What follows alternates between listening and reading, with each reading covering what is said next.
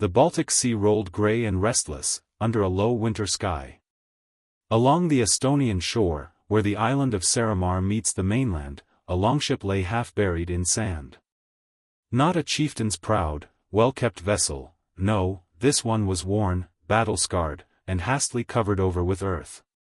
The year was around 750 AD, nearly half a century before the world would even know the word Viking. Inside this maritime grave rested the bodies of 7 men.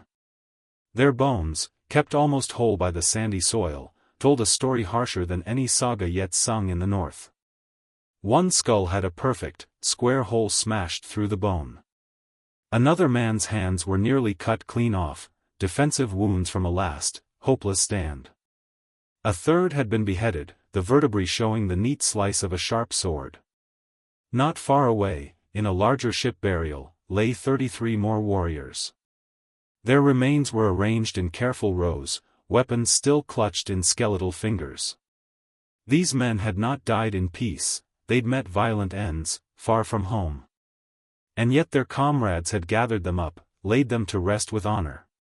This was the Somme burial site, archaeological proof that Scandinavian warriors were fighting in organized battles decades before the famous raid on Lindisfarne. Back then they were not yet called Vikings, but they were the forerunners, the storm before the storm. Who were these proto-Vikings? Why sail into hostile lands? How did they build the ships, forge the weapons, and invent the tactics that their descendants would use to terrorize half of Europe? The answers lie buried, in cold earth, in sunken wrecks, in burnt-out coastal villages, in silver hoards hidden by men who never came back to claim them. This is the story of the first Vikings, a tale of hunger and desperation, of cruelty and adaptation. It doesn't begin with the shock of Lindisfarne in 793, but in the long shadow of the centuries before, when the north was forged in blood and iron. The Baltic Sea rolled grey and restless, under a low winter sky. Along the Estonian shore, where the island of Saaremaa meets the mainland, a longship lay half buried in sand. Not a chieftain's proud, well-kept vessel, no, this one was worn, battle-scarred, and hastily covered over with earth. The year was around 750 AD, nearly half a century before the world would even know the word Viking. Inside this maritime grave rested the bodies of 7 men. Their bones, kept almost whole by the sandy soil, told a story harsher than any saga yet sung in the north. One skull had a perfect, square hole smashed through the bone. Another man's hands were nearly cut clean off, defensive wounds from a last, hopeless stand. A third had been beheaded, the vertebrae showing the neat slice of a sharp sword. Not far away, in a larger ship burial, lay 33 more warriors. Their remains were arranged in careful rows, weapons still clutched in skeletal fingers. These men had not died in peace, they'd met violent ends, far from home. And yet their comrades had gathered them up, laid them to rest with honor. This was the Somme burial site, archaeological proof that Scandinavian warriors were fighting in organized battles decades before the famous raid on Lindisfarne. Back then they were not yet called Vikings, but they were the forerunners, the storm before the storm. Who were these proto-Vikings? Why sail into hostile lands? How did they build the ships, forge the weapons, and invent the tactics that their descendants would use to terrorize half of Europe? The answers lie buried, in cold earth, in sunken wrecks, in burnt-out coastal villages, in silver hoards hidden by men who never came back to claim them. This is the story of the first Vikings, a tale of hunger and desperation, of cruelty and adaptation. It doesn't begin with the shock of Lindisfarne in 793, but in the long shadow of the centuries before, when the north was forged in blood and iron. To understand why the Vikings came, you have to also see how they could. The biggest advantage they ever had, the thing that made everything else possible, was their ships. By the mid-8th century, Scandinavian shipwrights had been perfecting vessels unlike anything else in Europe. The longship, as it would later be known, was still evolving. But the main traits were already there: slim, fast, able to move in waters others wouldn't dare. Gudmund the shipwright ran his rough hands over the oak hull, the curve smooth under his touch. 50 years of working wood had left his fingers curled and stiff, shaped like they still held a hammer. His latest build lay before him on the shore, ribs forming the outline of something both beautiful and dangerous. "She'll be the fastest yet," he told Bjorn Ironside, who had commissioned the vessel. "Shallow draft for rivers, strong enough for ocean waves, space for 40 men and all their gear." Bjorn walked its length, taking in the elegant narrow shape.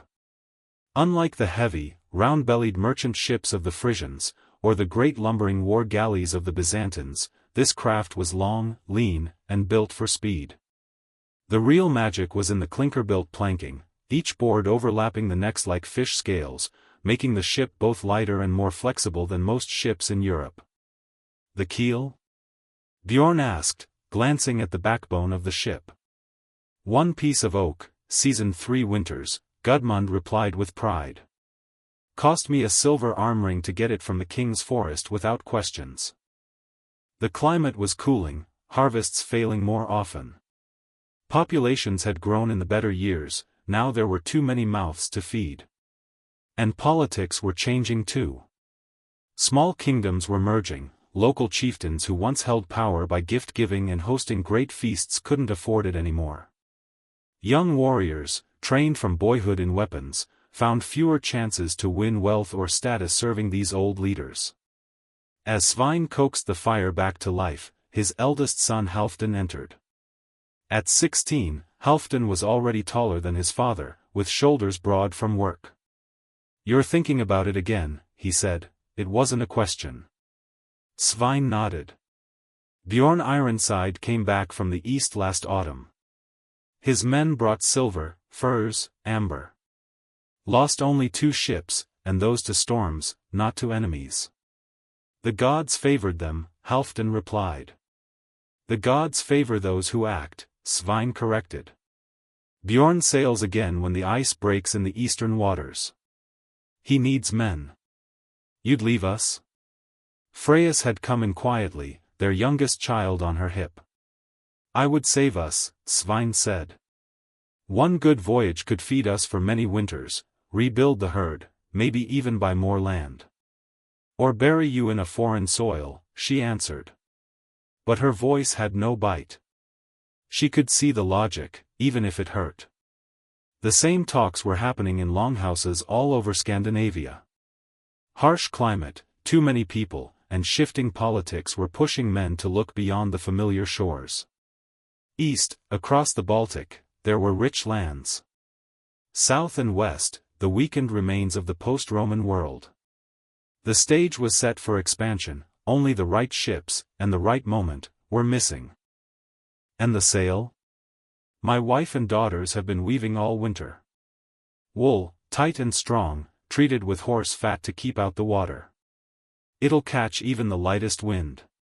What made these ships so revolutionary wasn't just speed, it was versatility. When the wind blew, the sail carried them, when it didn't, the crew rowed.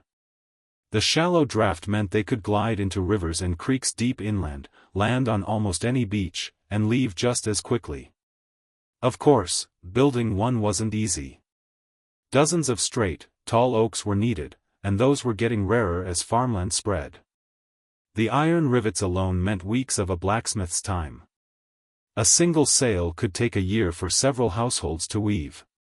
These weren't just the toys of desperate men, they were investments. An expedition was not some random act of piracy, but a planned venture led by ambitious young sons of chieftains, or men wanting to make a name of their own. That winter, along coasts and fjords all over Scandinavia, other hulls were taking shape under cold hands. A new kind of ship was being born, and with it, a new kind of warfare and trade.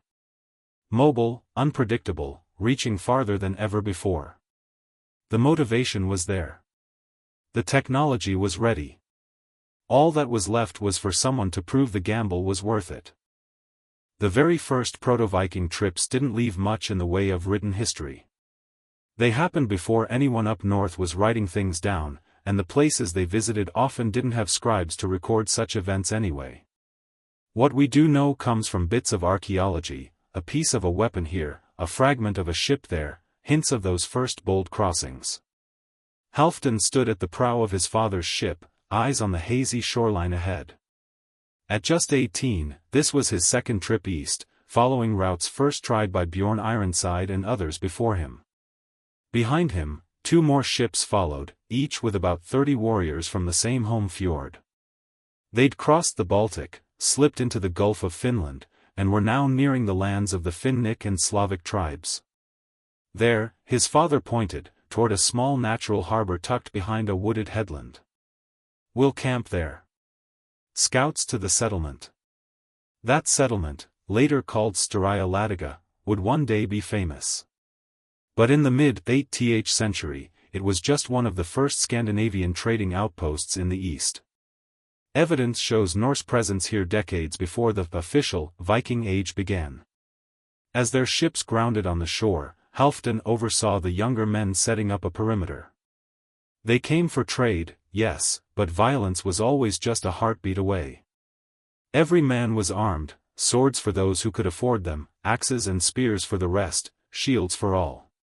Remember, Svein told the crew once the camp was up. "We are few, they are many. We trade first, we fight only if we must." That kind of pragmatism was common in these early voyages. Later Vikings would become infamous for their raids, but these first expeditions were more complicated, equal parts trade and intimidation. The Norse brought amber, honey, walrus ivory, fine iron blades. In return, they wanted silver, furs, and sometimes slaves. 2 days later, a delegation from the nearby village arrived. Through a translator, a Finnic man who had been to Svein's homeland before, they struck a deal. The Scandinavians could stay for the season, but no more than 10 men at a time could enter the settlement, and they had to leave their shields behind when doing so. The locals saw them as both valuable and dangerous. The ships made them quick, too quick for land-based forces to react to, and their warrior culture meant they were never to be taken lightly. Weeks passed in trade. The Norse carried goods not only to and from their homeland, but between different villages along the coast. By the end of summer, their ships sat lower in the water, loaded with furs, amber, silver, and other valuables. But not all trips ended so well.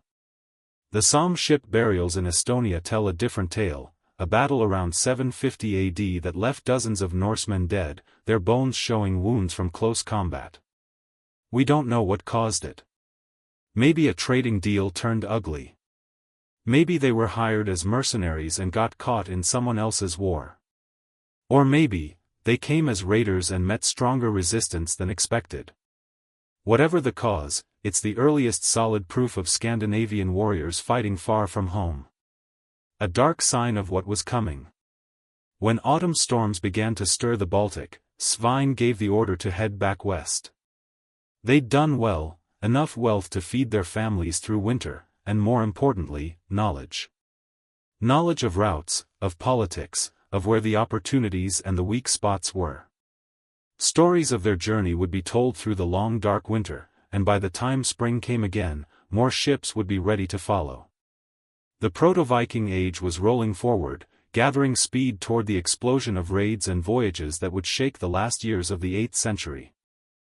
As the eastern and southern trips began bringing back more silver and furs, power inside Scandinavia started to shift. Men who led these voyages weren't just coming home richer, they were coming back with fame, loyal crews, and the kind of authority that no old village chieftain could easily match. Bjorn Ironside stood before the gathered men of his district, his name already better known than the aging chiefs. 6 successful trips east had filled his arms with silver rings, and at his hip hung a fine pattern-welded sword bought from Frankish traders. Behind him stood 40 hardened warriors, men who had shared storms, battles, and loot with him. The eastern routes grow crowded, he told them. The Finnic and Slavic tribes, they expect us now. They build defenses. They gather their own fighters. A ripple went through the crowd. Many had been dreaming of their own expeditions, hoping to repeat Bjorn's successes. But there are other waters, Bjorn went on. The Frisians tell of rich monasteries far to the west, places where Christian priests keep gold and silver for their god. Places guarded by prayers, not swords. Silence followed, the men picturing this strange new target. When the spring storms end, I will sail west, Bjorn said at last. Trade if we can, take if we must. Those who come with me will share in whatever we find. It was a careful choice of words. He wasn't promising a bloodbath, but he wasn't ruling it out either. The old balance between trade and raiding was starting to tilt. Competition was pushing leaders to find new edges. Some of the easiest trading spots were no longer as profitable, locals wanted higher prices or had become stronger militarily. That meant fresh targets, new routes, new risks. Back home, the signs of this shift were easy to see. Imported goods, fine glass, exotic metals, worked ivory, were showing up more often in the graves of the wealthy. Specialized workshops were making things from raw materials brought back from far-off lands. And in some settlements, the power was concentrating into fewer hands. These men weren't yet kings in the later medieval sense, but they were more than just chieftains. They could raise bigger crews, arm more warriors, build faster ships. Their halls became not just feasting places but real centers of regional influence. And all of it was tied to success abroad. Lead a profitable voyage, and you could gather more men, more ships, more power. Fail, and someone else would take your place. Bjorn's call for a western trip wasn't just another adventure, it was a signal that the next phase of expansion had begun. The Christian world to the south and west would soon learn what the east had already discovered: these northern men didn't always come to trade. The men who sailed out of Scandinavia didn't just bring trade goods, they carried weapons meant for war. And not just any weapons, but some of the best of their time. In the small smithy near Svine's farm, the blacksmith Ulf hammered glowing iron on his anvil. Sparks leapt with each blow as he shaped a sword unlike the farm tools that took up most of his days. This was a warrior's weapon, the kind that marked a man's status. "It'll be ready before you sail," Ulf told Halfdan, who stood watching closely. Now 20, Halfdan had been on 3 trips east and had earned enough silver to pay for his own sword, no small thing. "The pattern?" Halfdan asked, meaning the swirling lines that would appear in the finished blade. 7 rods of iron, Ulf said, 3 with higher carbon, 4 softer. Twisted and forge-welded. The edge'll bite through mail, but the core will bend, not snap. Scandinavian sword-making was an art, mixing metals so that the blade could cut hard and still take a beating. The rippled patterns weren't just decoration, they were proof of skill. Not everyone could afford such a weapon. Spears and axes were far more common. Spears could be thrown or used in a tight shield wall. Axes, simple bearded ones or big two-handers, could smash through shields and helmets alike. For defense, there were the round wooden shields with iron bosses. A few wealthier men had mail shirts or helmets, though the famous horned helmets of later legend, those were mostly fantasy. Practicality mattered more than style when steel was swinging at your head. But it wasn't just the weapons, it was how they fought. They excelled at striking from the sea, hitting fast and disappearing before anyone could gather a larger force. They landed before dawn, during storms, or in moments when watchfulness faltered. "Remember how we came to Kurland last summer," Svein told some younger men preparing for their first trip. "We landed out of sight, moved through the trees, not the open field. By the time they saw us, we were already in their outer buildings." Surprise was the point. If they fought in flexible lines, the shield wall giving protection but breaking apart when needed to chase or outflank. And then there was fear. Early raiders learned quickly that a bad reputation could work in your favor. Sometimes settlements would hand over goods rather than risk fighting. That mix of skill, speed, and psychological warfare would only grow in the later Viking Age.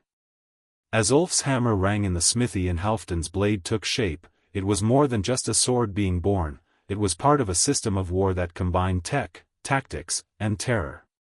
A system Europe wasn't ready for. If you really want to understand these early warriors, look at how they buried their dead. The graves say as much about them as any saga. On the Estonian shore, Thorgrim the Old stood watching as the bodies of his fallen comrades were laid into a ship. Out of the 40 men who had sailed east with him, only 12 were still breathing. The fight against the local tribe had been brutal. What had begun as a trading deal had spiraled into bloodshed when the chieftain demanded more than the Norse were willing to pay. "Lay him beside Gunnar," Thorgrim said, nodding to one of the warriors being carried. "They fought together, let them journey to Valhalla together too." The Somme ship burials, dated to about 750 AD, show that the dead were treated with care, even far from home. In the larger ship, the bodies seem to have been arranged by rank, leaders in the center with their best weapons, others toward the bow and stern. The wounds tell a grim story. One man's skull had a neat square hole, an axe strike that would have ended him instantly. Another had his hands nearly severed at the wrist, classic signs of trying to block a sword. A third was decapitated, the cut marks still visible on the neck bones. Most of the injuries were to the front, showing this wasn't an ambush, they fought face to face. Some had multiple wounds, meaning they fought on after being hurt. These weren't helpless victims, they were trained fighters who simply met a stronger force that day. Halfdan, looking over one body, shook his head. His arm was almost off, but I saw him take 2 more with him before he fell. "Odin will welcome him," Thorgrim replied quietly. "Make sure his sword goes with him." Grave goods were always included: swords, spears, axes, shields, even gaming pieces for passing time in the afterlife. Combs, knives, bits of food.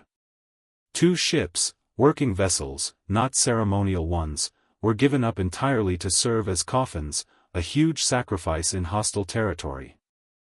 As night fell, the ships, now filled with their dead, were dragged inland and covered with earth, creating low mounds that would soon blend into the landscape. "Will anyone remember them?" one young warrior asked. "The skalds will sing," Thorgrim said, staring at the dark shapes of the mounds. "Their kin will honor them at blots. And maybe, one day, someone will find these ships and know men from our lands came this far, fought hard, and were laid to rest with honor." Thorgrim couldn't have known his words would be true, but not for another 1,250 years, when archaeologists uncovered the graves. And through those bones, the dead spoke again. While later Viking fame would mostly come from their raids in the west, the first big wave of expansion was actually eastward. They built trade routes that would, in time, link the cold Baltic all the way to the glittering cities of Byzantium and even the markets of the Islamic world. Halfdan stood at the stern of his own ship now, his first trip as captain. At 24, he'd been on enough voyages to know the eastern routes well.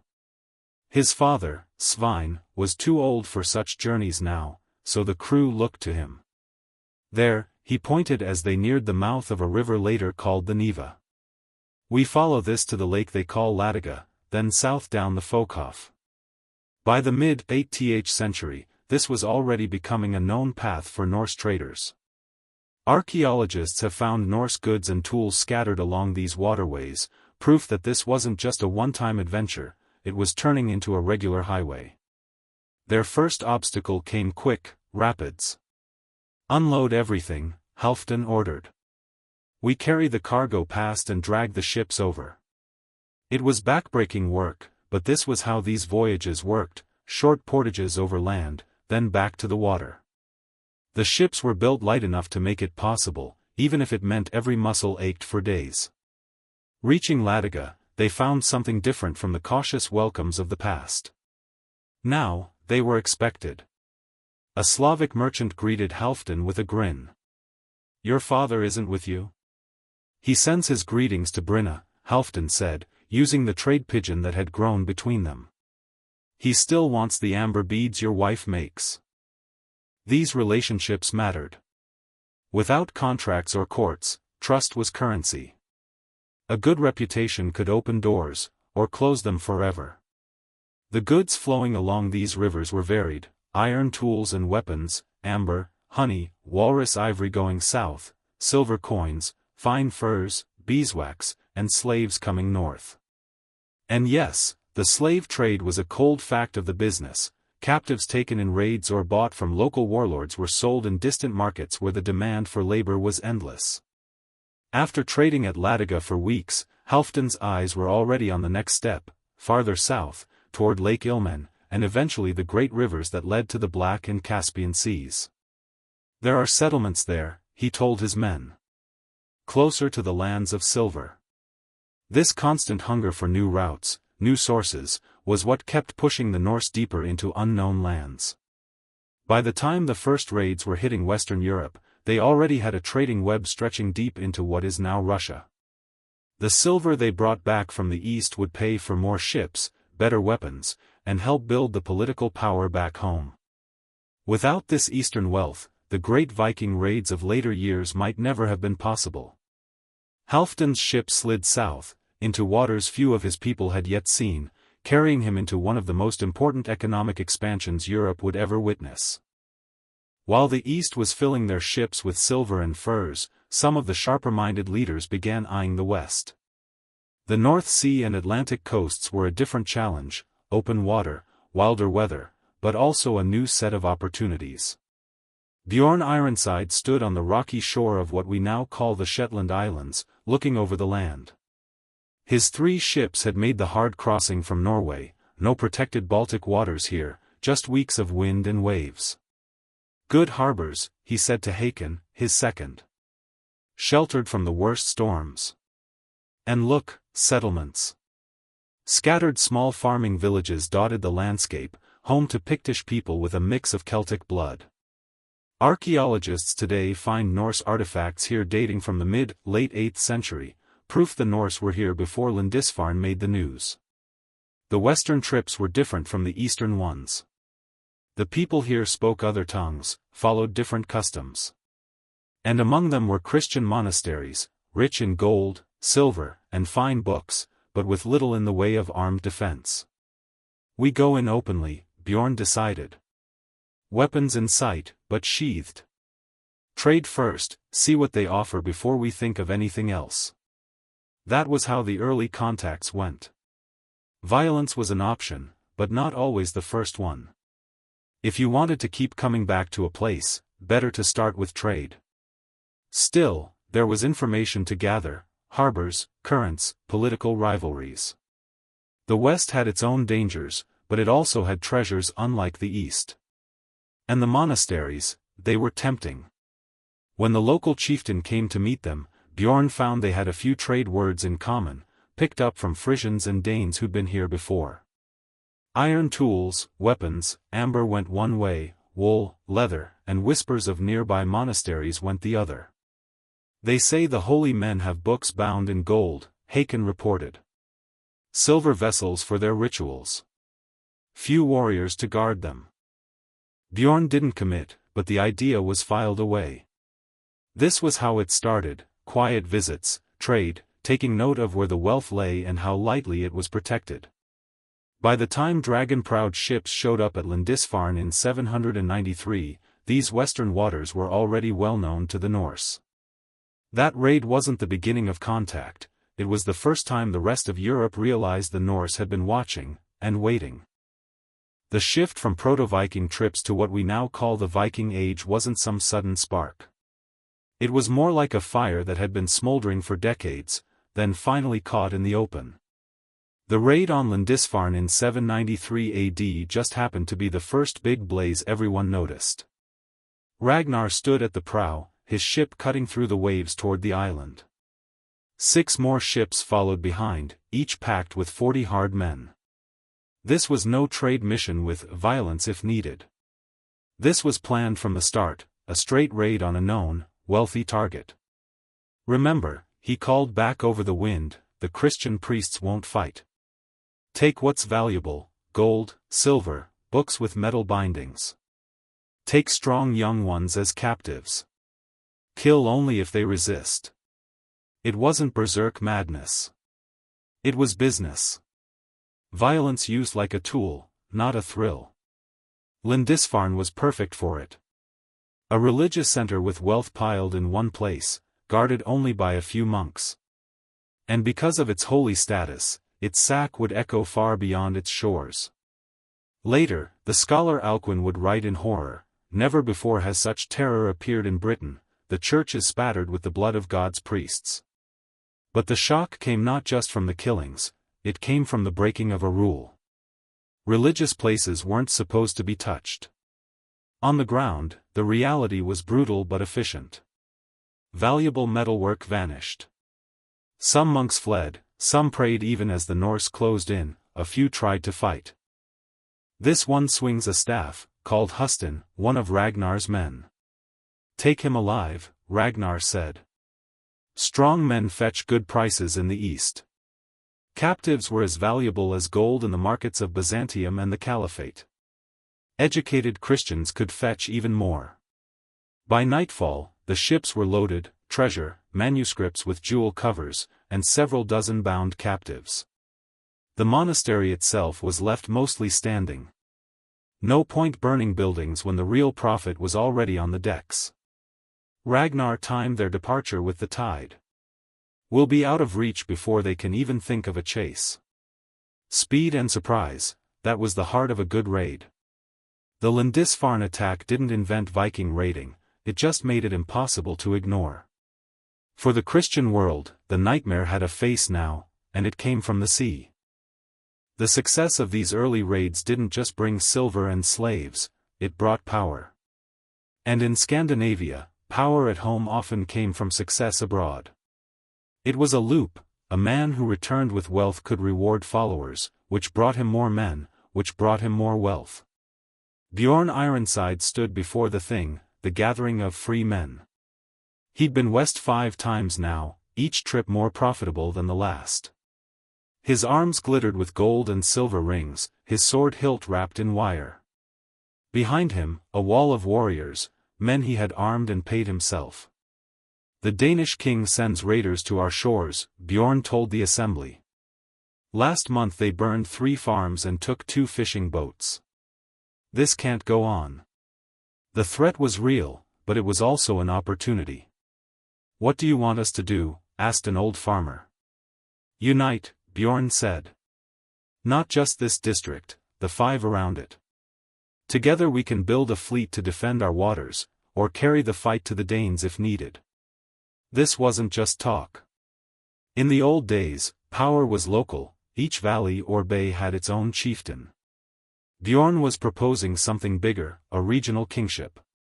But for that, he needed more than just logic. He needed the gods.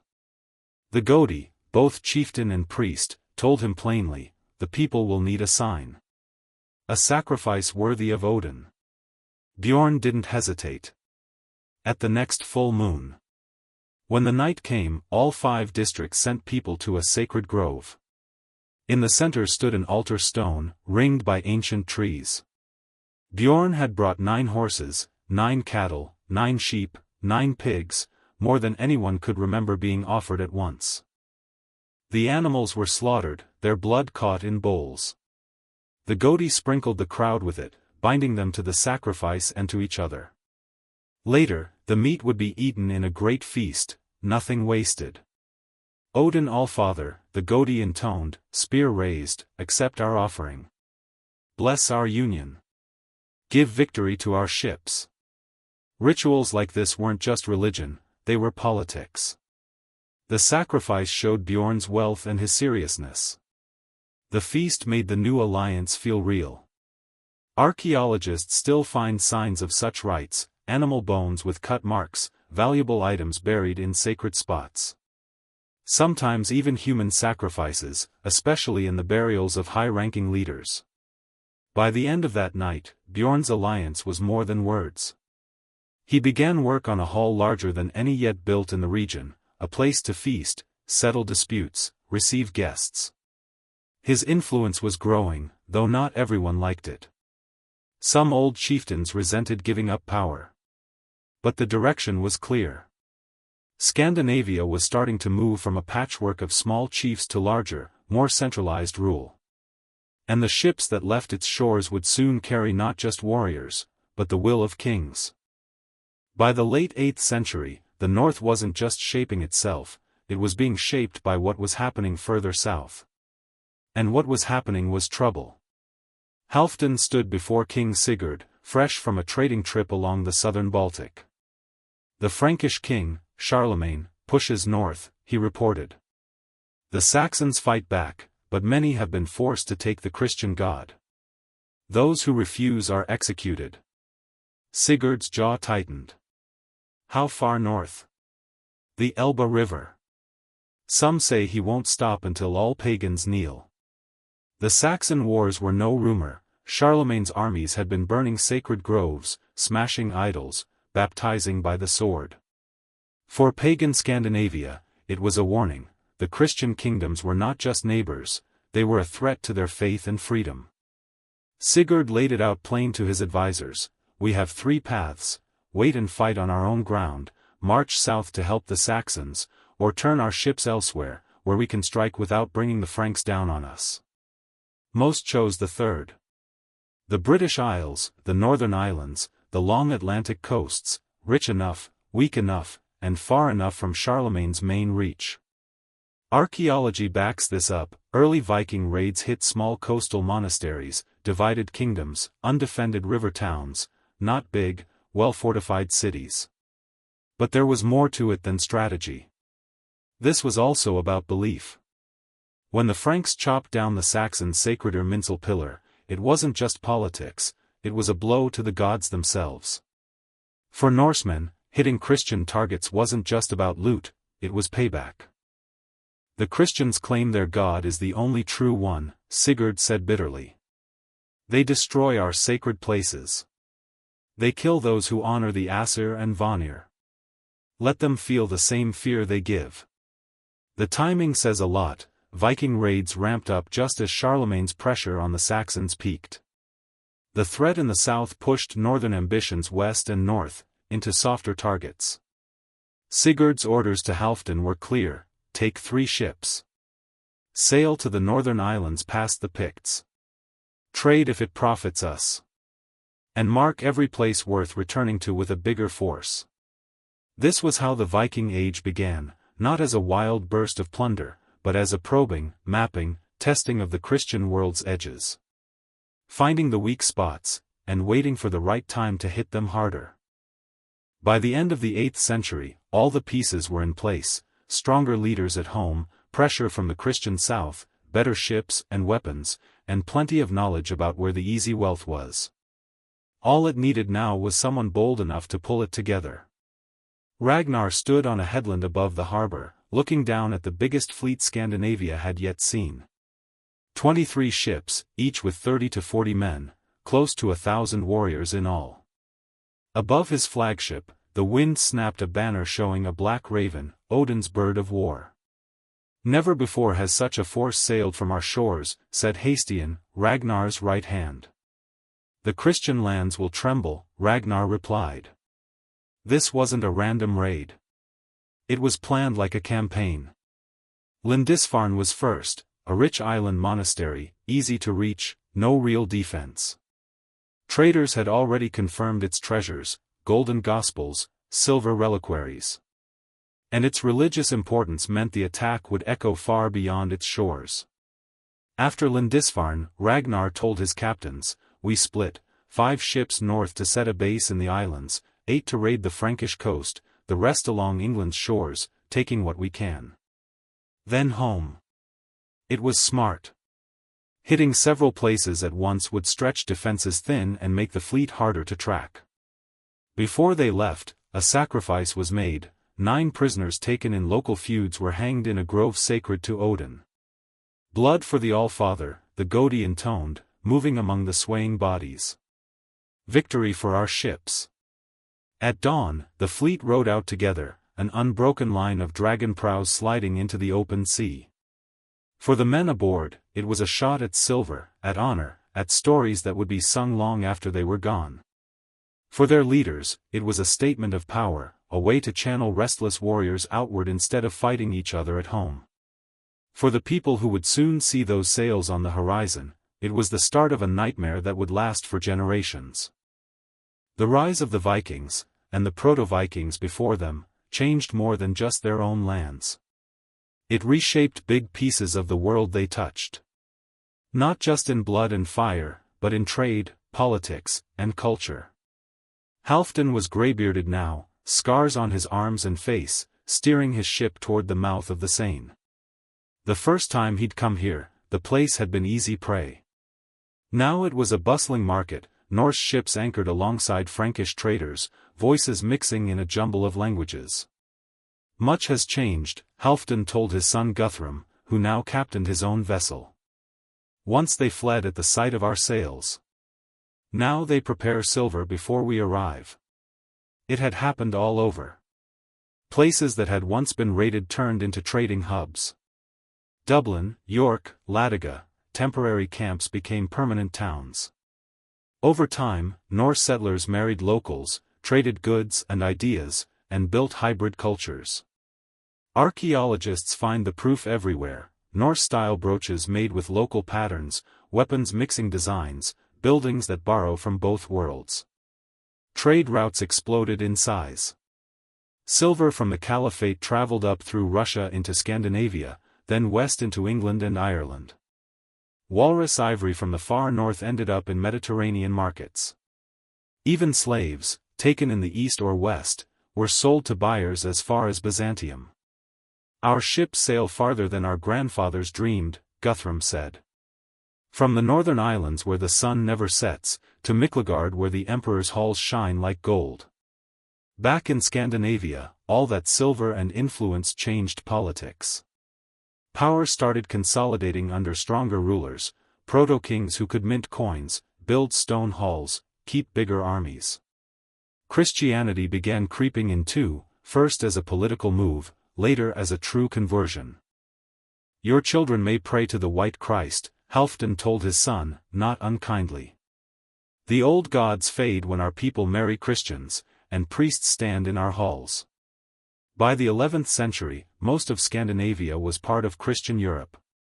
But the Norse had left deep marks behind: place names, languages, bloodlines.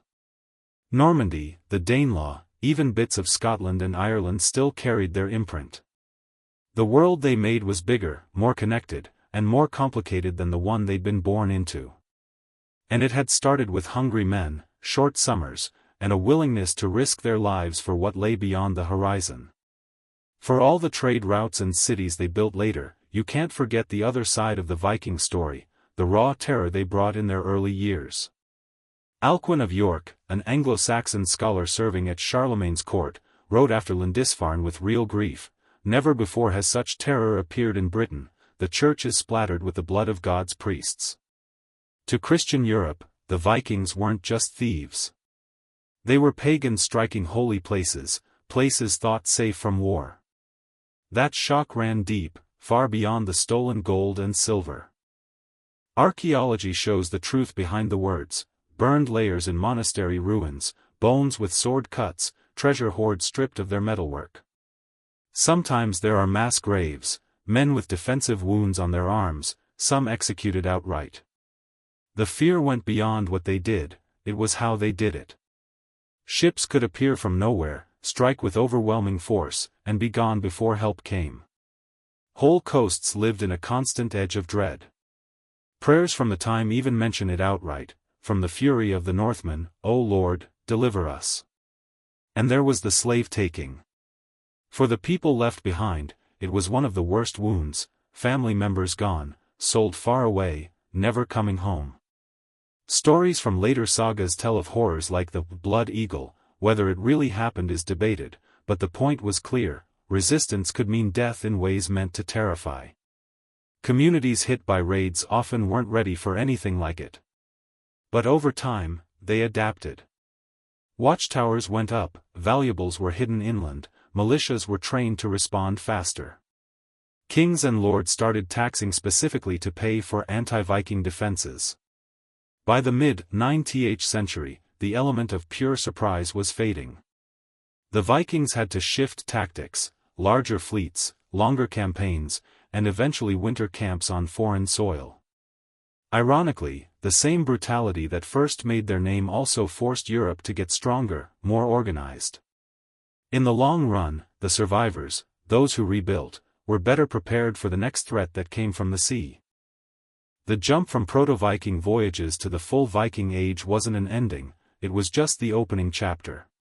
3 centuries of expansion, settlement, kings, and eventual conversion were still ahead. The habits formed in those early years stayed with them. They were never just blood-drunk raiders, and never purely peaceful traders either. They shifted between the two depending on the wind, the welcome, and the odds. That flexibility was part of why they lasted so long. The ships stayed central to it all. Designs improved, bigger, faster, built for specific purposes, but the core traits stayed: shallow draft, flexible hull, sail and oars. They could still slip into a river one week and cross an ocean the next. Success abroad kept reshaping politics at home. A man who could bring wealth and prestige from foreign waters could gather men, build alliances, and push out rivals. Slowly, the patchwork of small chieftains hardened into proto-kingdoms: Denmark, Norway, Sweden in their early forms. Religion shifted too. The first raids had been almost like blows in a religious feud, pagans striking at the Christian world that threatened their own gods. But over time, alliances, trade, and the lure of political power made many leaders take the White Christ. By the late 11th century, Scandinavia was part of Christian Europe. The economic network started in the proto-Viking days only got bigger: Baltic to Byzantium, Rus rivers to the Caliphate, and even west to Greenland and briefly North America. The trading posts that had begun as seasonal shelters became permanent towns, then major ports. It's worth saying plain, they weren't mindless barbarians, and they weren't noble, misunderstood traders either. They were human, ambitious, ruthless when needed, adaptable when it paid.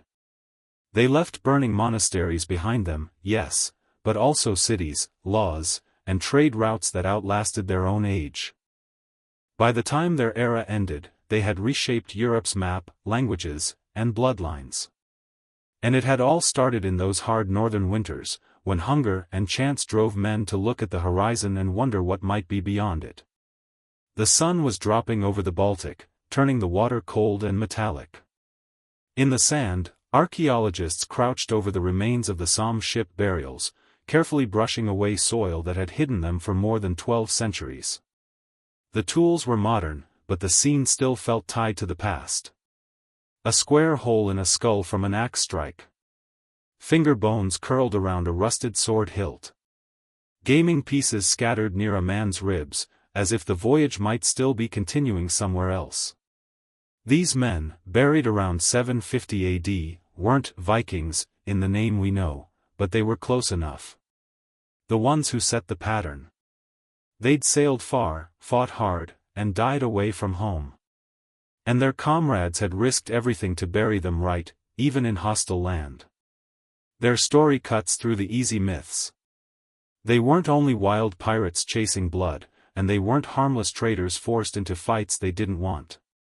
They were both, depending on the moment, shaped by hunger, ambition, technology, and the politics of their age. The Viking Age wasn't born from nothing. It grew from these early voyages, the ships that could go anywhere, the willingness to take risks, the learning of new routes and new enemies. Every later raid, every city founded, every alliance made or broken traced back to men like these. The marks they left are still with us: place names on maps, Norse words in our languages, bits of their DNA in living people. And the bigger legacy, trade routes that reshaped economies, political changes that pushed Europe toward the medieval kingdoms we know, still runs like an unseen current under our history. Standing over those graves, you can almost hear them. Not in words, but in the echo of waves against a hull, the clink of arm rings, the crack of a shield. They were here. They lived, fought, and shaped the world in ways even they couldn't have imagined. The first Vikings weren't just a tale of fire and steel, they were the beginning of something bigger. And if you listen close enough, the sound of their oars is still out there, somewhere beyond the horizon.